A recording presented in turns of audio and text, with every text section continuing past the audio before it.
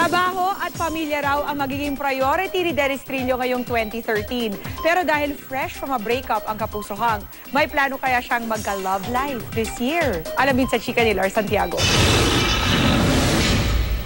Pangalawang araw pa lang ng 2013 pero trabaho na kaagad ang hinarap ni Dennis Trillo. Abala siya sa taping ng Temptation of Wife.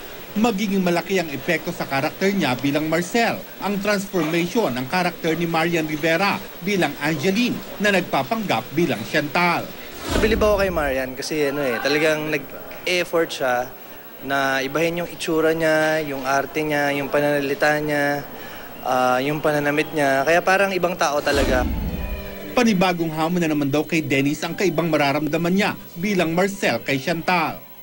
Mababaliw si Marcel kaya kailangan abangan nila yan. Tingnan nila kung ano yung magiging reaksyon ni Marcel kapag nakita niya yung kamukha ng asawa niya pero ibang personalidad. Puro trabaho at pamilya muna raw ang pagtutuunan ng pansin ni Dennis ngayon.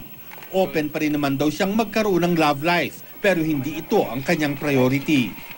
Lalo pa magsisipag dahil itong 2012, marami akong nagawang magagandang trabaho and in-expect ko na makagawa pa ako ng mas magaganda pa.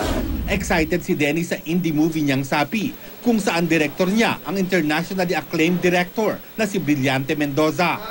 Puring-puri ni Direk Brillante ang kapuso actor dahil lagi raw handa si Dennis na mag-explore para sa kanyang role.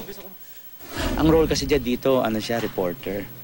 Oo, kaya there was a time talagang nag-cover kami nung Undoy.